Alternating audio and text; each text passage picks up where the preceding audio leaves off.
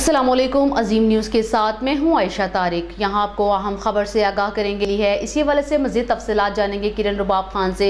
जी किरण, क्या तफसीलात हैं आपके पास, आगाह कीजिएगा।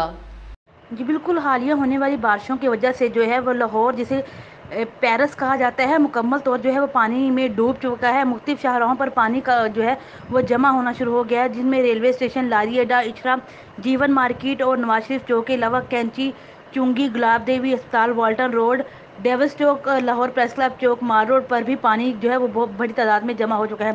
सीटों की तरफ से अफसरान को वासा इंतजामिया से रब्ता करने की हदायत की गई है और शाहराहों पर पानी खड़ा होने से शहरियों को परेशानी का सामना है।